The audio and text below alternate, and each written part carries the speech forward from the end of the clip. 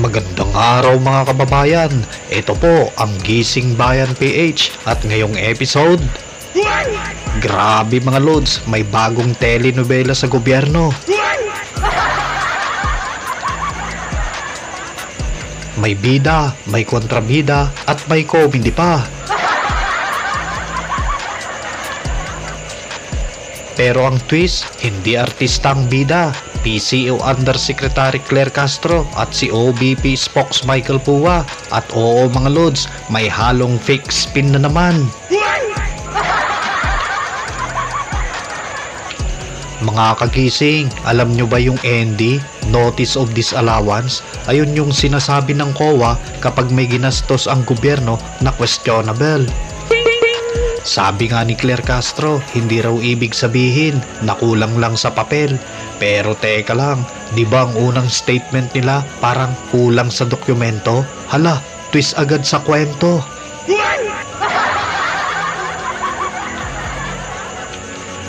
Ngayon mga kagising, pumasok si Michael Pua, kalma lang, parang abogado sa teleserye na ready mag-cross-examine.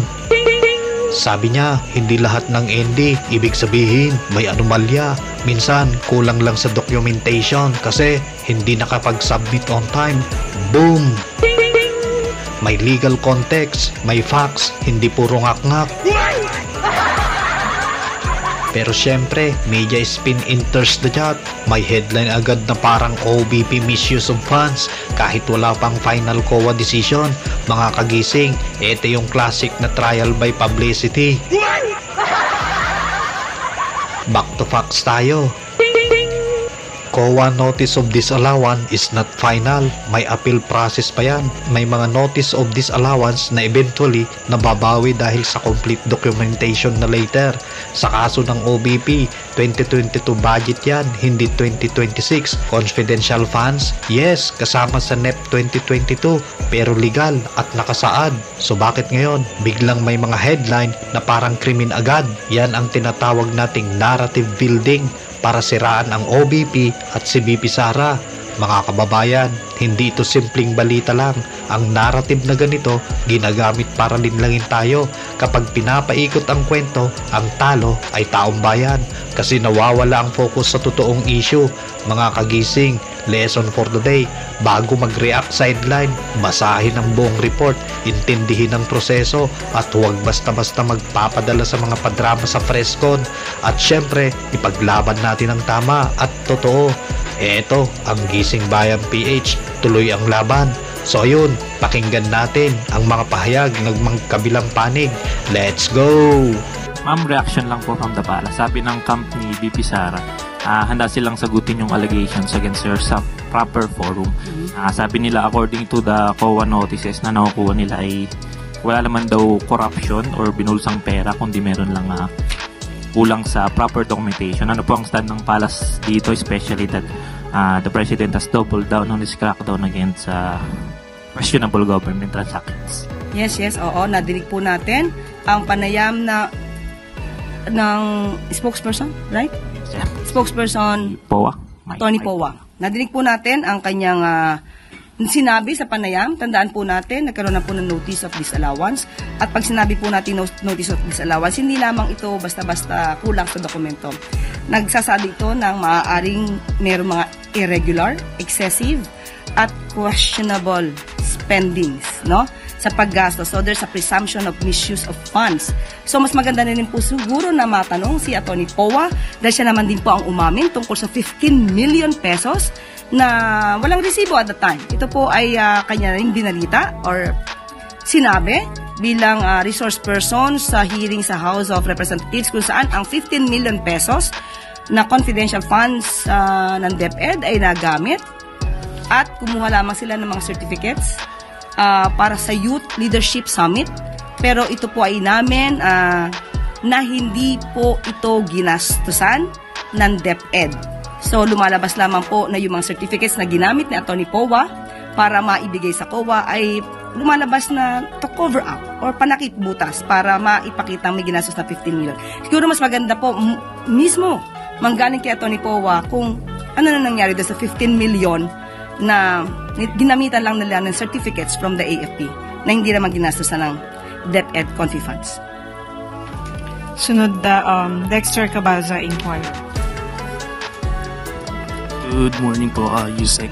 Mag-ask lang po ng reaction about sa confidential intelligence funds. Per Sec na Mina, ang sabi po niya, the Office of the President proposed 4.5 billion in CIF, which is almost half of the 10.77 billion ang total CIF under the 2026 NEP. So the watchdogs now are asking kung bakit daw po kailangan ng OP ng ganito kalaking halaga ng CIF when the OP is not an intelligence agency. Okay, tandaan po natin, ito naman din po ay nanggaling sa DBM, that the President is the Commander-in-Chief and the Chief Architect of National Policy or National Security and Foreign Policy. At kinakailangan po ng pondo ng Pangulo. Ang tandaan po natin, ang confidential funds o ang pera ay hindi naman masama kung ginagamit sa tama. Ang confidential funds or pondo ay nagiging masama kung ginagamit ng isang korap. Yun lang naman po. Follow-up lang po, reaction lang po sa sinabi po ni former Finance Yusek Shelo Magno. Sabi po niya, and I quote, walang moral ascendancy si Marcos kay Sara Duterte kung patuloy din siyang manghihingi ng confidential funds sa kabila ng katotohanang nakukurakot lang ito. Yun, katulad ng sinabi ko, muli, ang Pangulo po ay Commander-in-Chief. At kung walang sinasabing moral ascendancy, tandaan natin kung tama naman po ang pag-report at ginamit sa tama, hindi po ito magiging questionable. Nagkakaroon lang naman po ng comparison dahil kung hindi ma-report ng tama at gumagamit ng mga certificate o iba-ibang mga resibo para lang sabihin na gamit ang confidential funds. Yun ang difference. Sunod mula kay Joe Reyes, Malaya Business Insight. Good morning, ma'am. Ma'am, hingi lang po sana kami kung may directive na si Presidente dun sa looming banana crisis daw na sinasabi ni Senator Marcos. Kasi daw bumababa daw yung production tsaka yung market share ng Pilipinas lalo na doon sa mga bansang Japan, China. Opo, nagkaroon na rin po ng direktiba ang Pangulo patungkol po dito at humingi na rin po ang Department of Agriculture ng pondo para po sa pest and diseases para sa banana farmers. At nagkakaroon din po ngayon working on the issue on tariff sa bansang Japan kasi medyo malaki po ang tariff na naipataw. Kapag summer, ito po ang nasabi sa atin is 8%, pero pagka winter ay 18%. Pero ngayon po ay pinapalakas pa rin po ang production ng banana cardaba for exports to Australia, US, Middle East, and other potential markets. At pinapalakas na rin po ang pag-e-export ng steam and frozen bananas maliban pa po sa banana chips. So, sa ngayon po, ang mga detalye na to ay maaari nyo rin pong makuha mula kay DA Secretary Tio Laurel. Isang tanong mula kay Eden Santos, Net 25.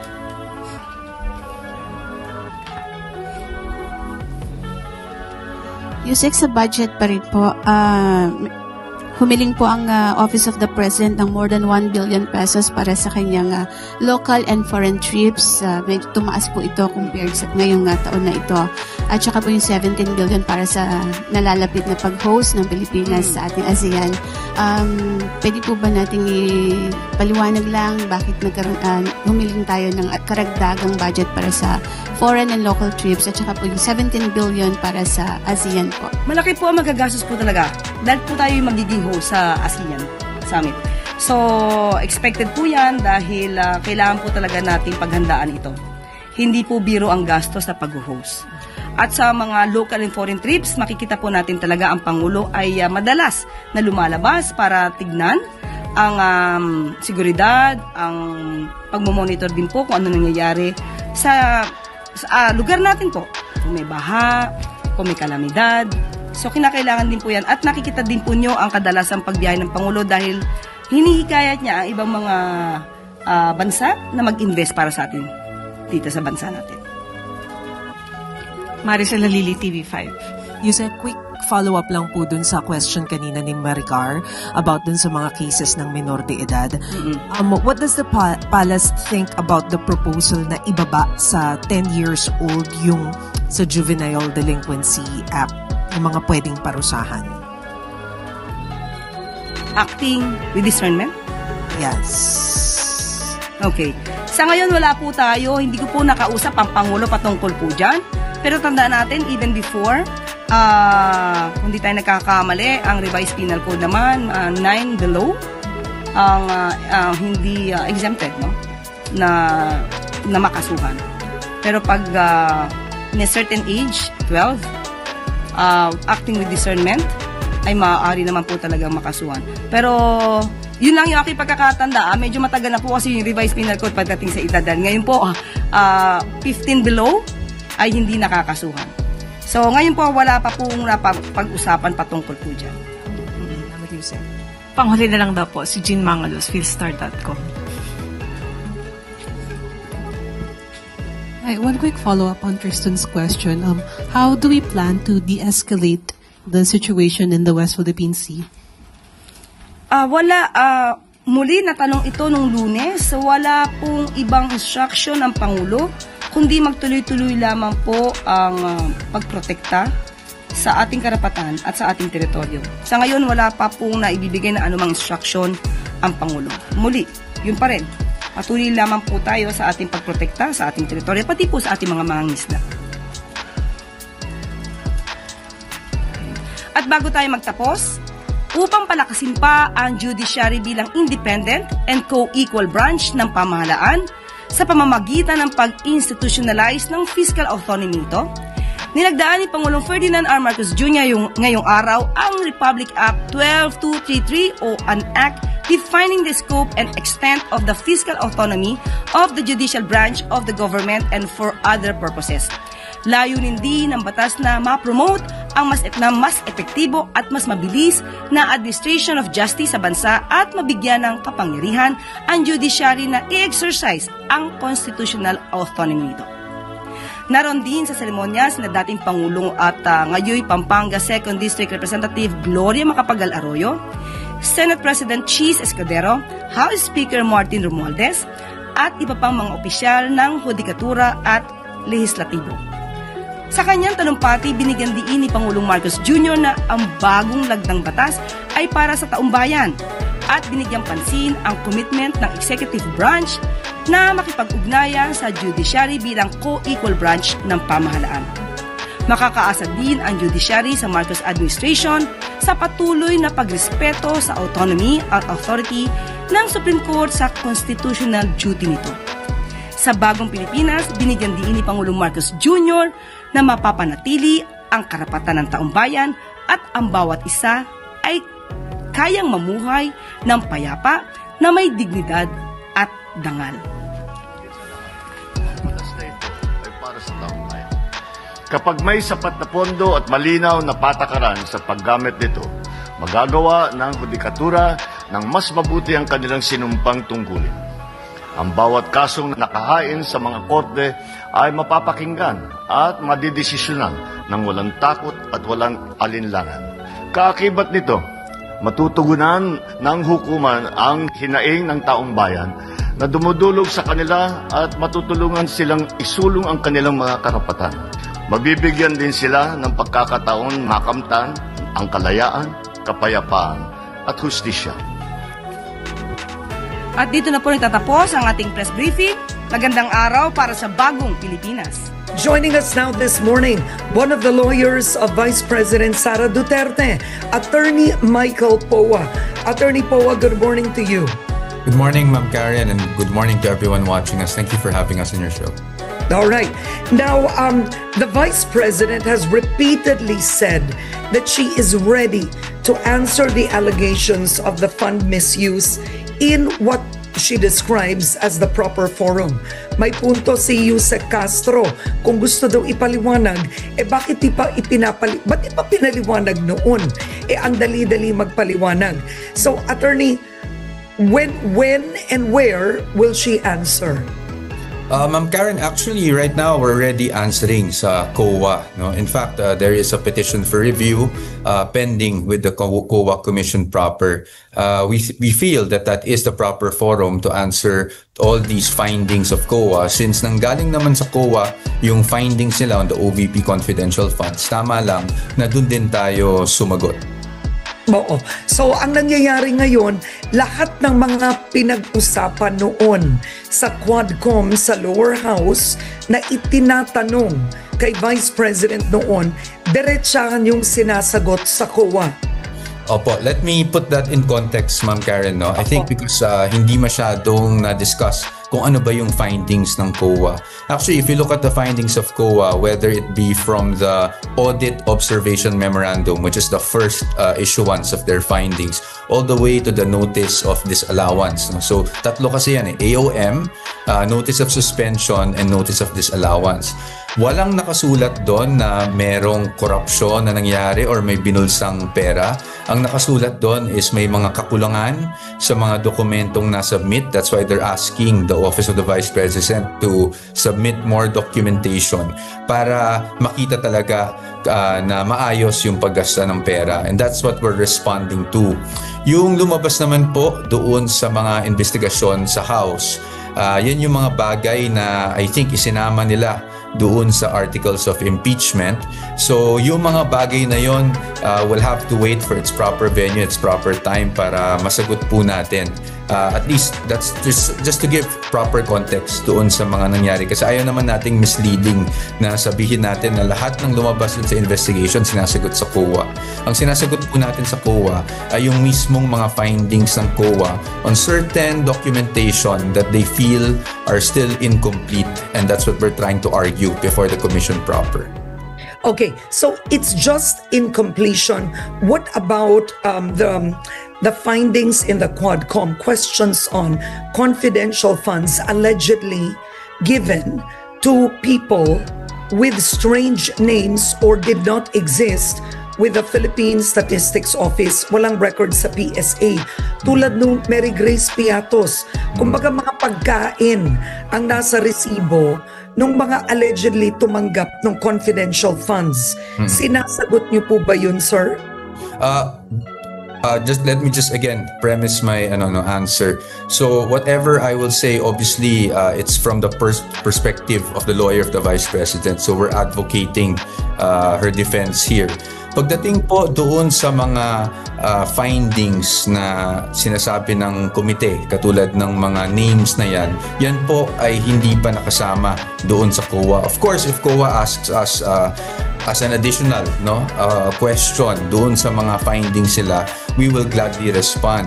Pero pagdating dito pero categorically, syempre kailangan natin sabihin na yung mga bagay na yan, wala kasi yan sa findings ng COA because as we've always maintained, yung paggamit nitong mga ng confidential funds, kasama na rin yung mga nasasabi natin na names of recipients, etc., are still all in compliance with existing rules, whether it be with the joint circular or rules of the intelligence community in terms of the usage or disbursement of confidential funds.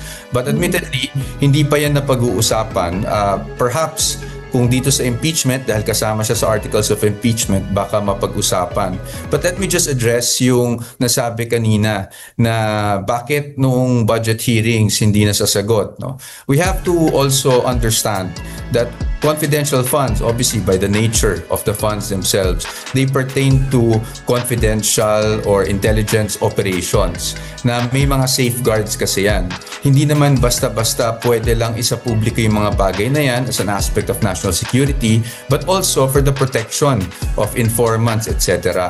That's why there are reasons kung bakit hindi pwedeng bigla-bigla lang nating dinidisclose yung mga bagay na yan. So, Attorney Poa, do the rules allow in the use of confidential funds, because you said that the disbursement was in accordance to the rules?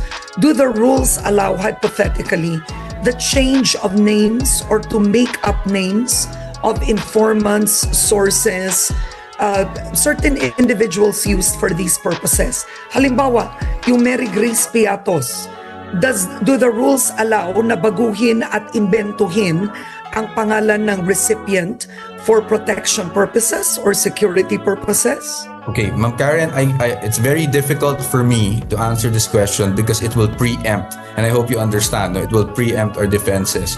But let me just answer it this way. I think I watched one of the clips when Senator Zubiri was actually on your show, and he did mention that the use of aliases is actually a practice, no, in the intelligence community. However, I am saying that without preempting our defenses because we are not here to state yet kung aliases man yon, kung alias man, kung tama man yan, because I think these things will be presented better, no, before either a court of law or before the impeachment court. So again, I really apologize. No, it's not that I don't want to answer you directly. It's just that we really don't want to preempt our defenses, and that's also why it was strategic for us not to really take interviews from February all the way to just a few weeks ago before the Supreme Court decision came out, because yun lang, no, we don't really want to preempt our defenses and make this into a trial by publicity. Okay, all right, point taken. And you did reveal something with the speech of Senator Miguel Zubiri, wherein you said that he said that aliases were common usage. So at least that's a window into a part of your defense. But you said you didn't want to preempt, right, the defense. But where else will you answer? What do you think? There are no cases filed against her in the court of law. The impeachment has been archived at this point.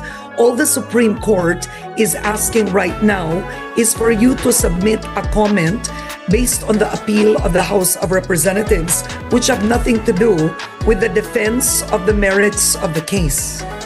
Yes, that's correct, and that's why actually in the previous interviews that I've had, it was a common question if we feel vindicated or we feel victorious, and I'll just jump off from that point. And I've always said I don't think vindication or victory is really the proper term right now, because when we talk about vindication, then we're discussing the merits. Admittedly, wala pa tayo dun. But in terms of how do we now respond to these issues? On the contrary, there are actually cases filed against the Vice President, maybe not necessarily on the confidential funds just yet. But then we have, for example, yung grave threat na nasa Article 1 ng Articles of Impeachment. No, that's where there was a complaint filed before the DOJ. In fact, I'm also counsel for that, and that's why we have already been submitting our pleadings before the DOJ, include appeared in person. Okay. And aside from that, okay, Attorney Poa. All right, your video froze. Let me check if you're still there. Attorney Poa. Okay, we are going to take a quick break. We will be right back. Okay, wait. Yes, Attorney Poa. Okay, continue your... Sorry. You were saying that because your video froze and we lost you. I'm sorry about that. All right. Internet problem. Go ahead. You were saying that essentially with the first article of impeachment, there is a case filed against her. Yes, before the DOJ, there's a complaint filed against her. It's undergoing preliminary investigation right now, and we have been responding to that. Secondly, let's not forget that there's also a case before the Ombudsman, and that's precisely based on the findings of the Committee of Good Government, the House Committee on Good Government. And that was actually, they submitted their committee report to the Ombudsman, and the Ombudsman has already issued an order for all of the named respondents to submit their respective counter affidavits. We're talking about criminal liability as well as administrative liability, and partly kasama dyan yung confidential funds. So that's probably a proper forum also to address the issue. And then lastly, as we all know, the Supreme Court decision really talks about the one-year bar, which means that by February 6, 2026, if in case the Supreme Court does not reverse its ruling, again, there is a big possibility, maybe even a high probability, that a second round of impeachment complaints will be filed. So that's why tayo sa defense team, we hindi pa tayo natatapos, no? We still, our preparations are still ongoing, because again, there's that high probability na magkakaroon ng second impeachment. Okay, but what do you make of the Supreme Court decision you have the Filiconsa saying that the Supreme Court has overstepped. They've gifted themselves with extra powers. In effect, they've added requirements to the impeachment that are not stated in the Constitution itself. So if another impeachment complaint is filed against the Vice President in February, how do you see this changing? What difference would there be now, Attorney? Well, because it has always been our position, and again, I have to clarify that it's because when I say something, kasi ang problema ngayon, ang daming kumukomento, ang daming opinion, and sometimes the way it's said, it's like it's a matter of fact. No? But we respect all opinions. I want to make that clear. Whether it's aligned, their opinions are aligned with our position or not, we have to respect them. That's the beauty of democracy. And we even listen and try to hear out those opinions. Pero pagdating dito sa Supreme Court ruling, from the get-go, it was always the position of the defense that the fourth impeachment complaint, which was transmitted eventually as the articles of impeachment, is in fact void because it is unconstitutional. That was always our position. That's why we filed the Supreme Court petition. Now, in terms of and judicial... on what basis, just for our audience, on what basis did the defense believe that the fourth complaint was unconstitutional? Because actually, interestingly, I actually have a copy of the petition that you filed in the Supreme Court. But for our audience, please state why the defense believed that the fourth was unconstitutional, which, by the way, the fourth was the one signed by Congressman Sandro Marcos, right? Yes. First, he was the first one to sign that. That was the one signed by a majority of the House members. And that was the one that was transmitted to the Senate. Go on. Yes, on the basis of the one-year bar, yun talaga yung basis natin because we believe that there was a grave abuse of discretion on the part of the House when it held on to the first, second, and third complaints which were filed way back December 2024, and under its rules, those complaints had to be transmitted immediately to the Speaker. Ang pakiramdam pa lang namin noon is there was already grave abuse of discretion there because it was a deliberate act of really holding on and freezing those impeachment complaints kaya hindi na transmit kaagad. And we feel that actually because there was grave abuse of discretion on the part of the House, that triggered the one-year bar. It's just, I'm simplifying the arguments that we made. But basically, ang argument talaga natin is the fourth complaint has been barred because of grave abuse of discretion on the part of the House. Okay, but the Supreme Court decision, didn't it say that the House actually followed the transmittal within the 10 days?